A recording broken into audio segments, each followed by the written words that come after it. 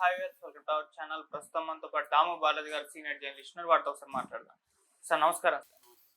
Sir, Pakistan మాజీ PM Imran Khan jail నుంచి ఒక లెటర్ చేశారు. అందులో పాకిస్తాన్ ఓడిపోయిందని చెప్పేసి ఆయన చెప్పినట్టుగా కూడా తెలుస్తుంది సార్. ఆ లెటర్ లో ఏముంది? అండ్ ఇంకోవైపు ఏమో అటు పాకిస్తాన్ నుంచి డీజీ మాట్లాడుతూ నీళ్లు ఆపేస్తే పాకిస్తాన్ కు ఊపిరి తీస్తామంటూ వార్నింగ్ ఇస్తున్నారు. సో ఈ రకంగా వార్నింగ్ ఇవ్వటాలు మొదటి నుంచి కూడా చూస్తూ వస్తున్నాం.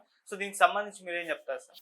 పాకిస్తాన్ సైన్యంలో తర్వాత పాకిస్తాన్ పొలిటికల్ పార్టీల మధ్య ఒక వైరుధ్యం లేకపోతే ఘర్షణ కనిపిస్తుంది. ఇండియాలో కూడా ఉంది, కానీ దాన్ని మోడీ జాగ్రత్తగా డీల్ చేయడం ద్వారా ఇండియాలో తగ్గింది. ఎందుకంటే ఇండియన్ మిలిటరీలో ఏ రకమైన ఇది లేదు. కాకపోతే పొలిటికల్ పార్టీలు ముఖ్యంగా కాంగ్రెస్, తర్వాత ఇండియా కూటమి ప్రతిపక్షాలు కొన్ని మోడీ ఎలా డీల్ చేశాడనే దాంట్లో వ్యతిరేకత వచ్చింది. ముఖ్యంగా అమెరికా ఇన్వాల్వ్మెంటు, ట్రంప్ ప్రకటించడం, దీనివల్ల మోడీకి వ్యతిరేకత వచ్చింది. దాన్ని మోడీ చాకచక్యంగా డీల్ చేస్తూ ఒక 7 బృందాలు తయారు చేసి ప్రతిపక్షాలని 5 రోజుల ట్రిప్ 35 దేశాలకు పంపించడం ద్వారా ఆయన దాన్ని అధిగమించాడు. ఇప్పుడు చచ్చినట్టు వీళ్ళందరూ వెళ్తున్నారు, వీళ్ళు సపోర్ట్ చేస్తున్నారు. ఆ రకంగా మోడీ కొంతవరకు అధిగమించాడు. రెండోది, మోడీకి బలమైన మీడియా ఉంది, సోషల్ మీడియా నెట్వర్క్ ఉంది, కాబట్టి తన వ్యతిరేకతను కొంతవరకు తగ్గించుకోగలిగాడు. కానీ పాకిస్తాన్లో పరిస్థితి ఏంటంటే, పాకిస్తాన్లో ప్రతిపక్ష నాయకుడు మాజీ ప్రధానమంత్రి ఇమ్రాన్ ఖాన్ జైల్లో ఉన్నాడు. 2023 నుంచి జైల్లో ఉన్నాడు. సో వాళ్ళ పార్టీ అనేక నాయకులను కూడా జైల్లో పెట్టారు. సో అందువల్ల అక్కడ బేసిక్గా ఏంటంటే పేరుకి ప్రజాస్వామ్యం తప్ప అక్కడ మిలిటరీ రూలే ఉంది ఇప్పటికి కూడా. మొత్తం 77 ఏళ్ల పరిపాలనలో 33 ఏళ్ళు డైరెక్ట్గా మిలిటరీ రూల్ ఉంది. మిగతా టైం అంతా కూడా మిలిటరీ వెనకుండి ముందుగా వీళ్ళని పెట్టి పప్పెట్ లాగా వీళ్ళని నడిపిస్తుంది. అలాగా నడిపి తమ మాట వినని ప్రధానమంత్రుల్ని కేసులు పెట్టి, అవినీతి కేసులు, వాళ్ళని జైళ్ళల్లో పెట్టింది. అలాగా ఇమ్రాన్ ఖాన్కి ఇప్పుడున్న మిలిటరీ చీఫ్ ఎవరైతే ఉన్నారో, ఆర్మీ చీఫ్ అసీం మున్నీర్కి ఇమ్రాన్కి మధ్య గొడవలు వచ్చాయి. అసీం మున్నీరు ఇంటెలిజెన్స్ ISI చీఫ్గా ఉన్నప్పుడు, ఇంటర్ సర్వీసెస్ ఇంటెలిజెన్స్ చీఫ్గా ఉన్నప్పుడు ఈయన ప్రధానమంత్రిగా ఉన్నాడు. అప్పుడు వీళ్ళ భార్య అవినీతిలో ఉందని చెప్పి ఆయన ఆధారాలు ఉన్నాయని ఫైల్ తీసుకొచ్చి ఈయనకే ఇచ్చాడు. ఈయన కోపం వచ్చి అతన్ని తీసేశాడు, ఎవరిని అసీం మున్నీర్ని తీసేశాడు. దాంతో అతను సమయం కోసం వెయిట్ చేసి పగతో రగిలిపోతూ ఈ షహబాజ్ షరీఫ్ని పెట్టుకొని ఇతన్ని అరెస్ట్ చేసి జైలుకి పెట్టేసి తన రాజ్యాంగాన్ని కూడా సవరించేసి తన 3 ఏళ్ళు ఉన్నది 5 ఏళ్ళకి మార్చుకొని ఇంకా కూడా ఎక్స్టెండ్ చేసుకోవచ్చు అని చెప్పడం, అట్లాగే సుప్రీంకోర్టు జడ్జిలను కూడా మార్చేసి తన కంట్రోల్లో పెట్టుకోవడం, అట్లాగే సివిల్ నేరాలకి మిలిటరీ విచారణ అనే ఒక ప్రొవిజన్ కూడా పెట్టడం. ఇది ఎప్పుడూ లేదు. మామూలుగా సివిల్ నేరాలు సివిల్ కోర్టులో ఉండాలి, మిలిటరీ కోర్టుల్లో ఉండకూడదు. కానీ అసీం మున్నీర్ అలాంటి రూల్ కూడా తీసుకొచ్చాడు. అంటే కంప్లీట్గా తన కంట్రోల్లో పెట్టుకున్నాడు.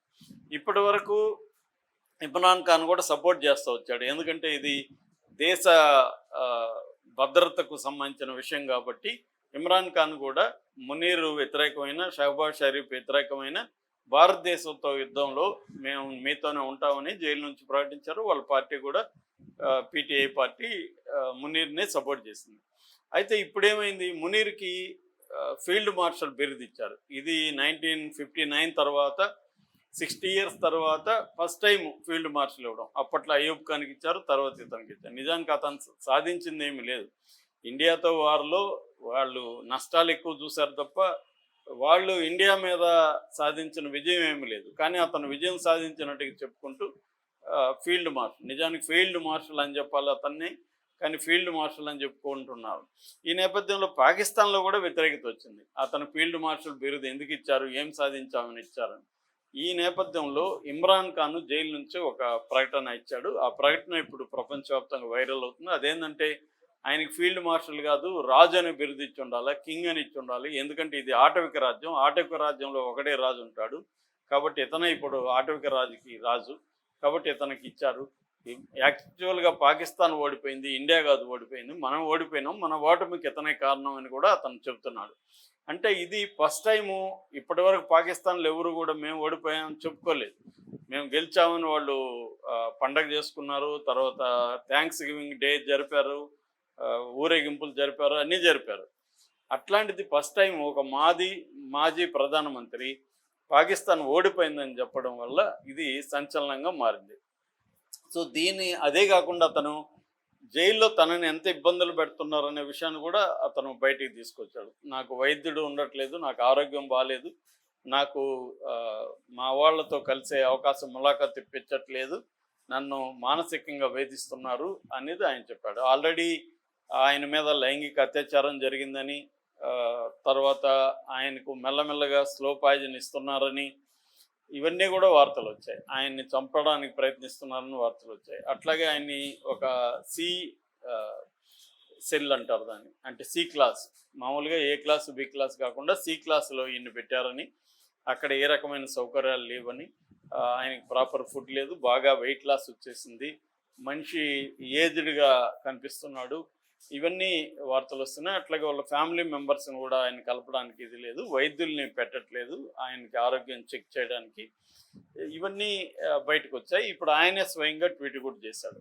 సో ఇది కొంత మునీర్కి వ్యతిరేక పవనాలు పైకి లేవడానికి ఉపయోగపడుతుంది. ఎందుకంటే ఇమ్రాన్ ఖాన్ పార్టీ కేడర్ కానీ నాయకులు కానీ చాలా స్ట్రాంగ్గానే ఉన్నారు, దేశమంతా వాళ్ళు ఉద్యమాలు చేస్తూ కూడా ఉన్నారు.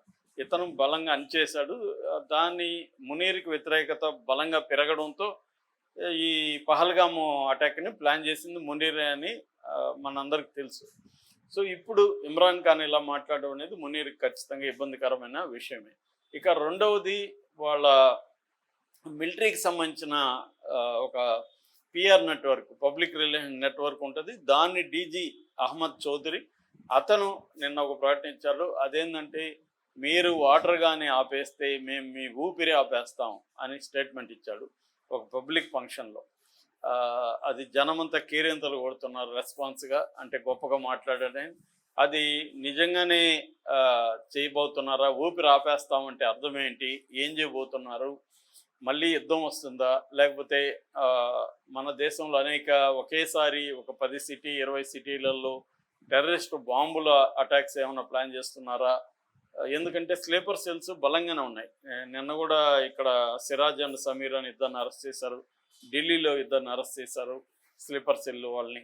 సో మన వాళ్ళు అప్రమత్తంగా ఉన్నారు కాబట్టి ఇప్పటివరకు చేయగలుగుతున్నారు. కానీ పెద్ద ఎత్తున వాళ్ళు చేయగలిగితే మాత్రం ఖచ్చితంగా ఇబ్బంది. అది చేస్తారా? ఎందుకంటే వాటర్ ట్రెటీ అనేది వాళ్ళకి చాలా ఇంపార్టెంట్. వాళ్ళ బ్రిడ్జ్, వాళ్ళ డ్యాముల్ని, చైనా 10 డ్యాముల్ని పాకిస్తాన్లో చైనా నిర్మిస్తుంది.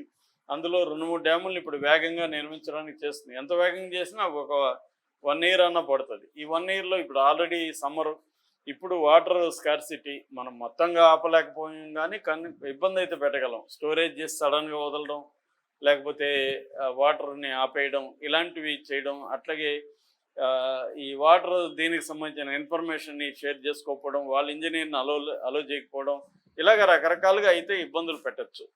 దానివల్ల వాళ్ళకి 80% పాకిస్తాన్ వ్యవసాయం ఈ సింధు నదుల మీదనే ఆధారపడింది. కాబట్టి ఇండస్ వాటర్ ట్రెటీని మనం అబేలెన్స్ పెట్టాము కాబట్టి వాళ్ళు బెదిరింపుడు అనేది చేస్తాం, ముందు నుంచి చేస్తున్నారు, కొత్త ఏం కాదు. అంతకుముందు కూడా దీన్ని యాక్ట్ ఆఫ్ వార్, యుద్ధ చర్యగా మేము చూస్తున్నాం అనేది వాళ్ళు చెప్పారు. ఇప్పుడేమో మీరు వాటర్ ఆపేస్తే మేము మీ ఊపిరి ఆపేస్తాం అన్నాడు. అది సింబాలిక్గా చెప్పాడా? ఎందుకంటే అతను ప్రెసిడెంట్ కాదు, ప్రధానమంత్రి కాదు, ఒక మిలిటరీ అధికారి. కాకపోతే మిలిటరీ అధికారమే అక్కడ నడుస్తుంది కాబట్టి మునీరే ఇతని దగ్గర చెప్పించాడు అని కూడా ఒక వార్త వస్తుంది. అంటే ఇండియాని భయపెట్టడం, బెదిరించడం ద్వారా లొంగ తీసుకొని వాటర్ సప్లై చేసుకోవాలి అనేది వాళ్ళ వ్యూహంగా కనిపిస్తుంది. కానీ మోడీ కూడా క్లియర్గా ఉన్నాడు, వాటరు రక్తం కలిసి ప్రవహించవని ఆయన చెప్పాడు కూడా. అంటే మీరు టెర్రరిజాన్ని ఆపే వరకు నేను వాటర్ని మీకు వదలను అనేది కూడా మోడీ క్లియర్గా చెప్తున్నాడు. ఈ నేపథ్యంలో వాళ్ళు మేము ఊపిరి తీస్తాము అన్నంత డైరెక్ట్గా వార్నింగ్ ఇచ్చారంటే మరి దీనికి మోడీ ప్రభుత్వం ఎలాంటి రియాక్షన్ ఉంటుంది? ఎందుకంటే ఇది డైరెక్ట్ థ్రెట్. ఒక దేశం ఊపిరి తీస్తామనడం డైరెక్ట్ థ్రెట్. మనం వాటర్ ఎందుకు ఆపాం? క్లియర్గా మనకు ఒక క్లారిటీ ఉంది. నువ్వు మా దేశంలో వచ్చి టెర్రరిజం యాక్టివిటీలు చేస్తున్నావు కాబట్టి నీ దేశానికి నేను ఎందుకు హెల్ప్ చేయాలని మనం చెప్పాం. కానీ వాళ్ళు అది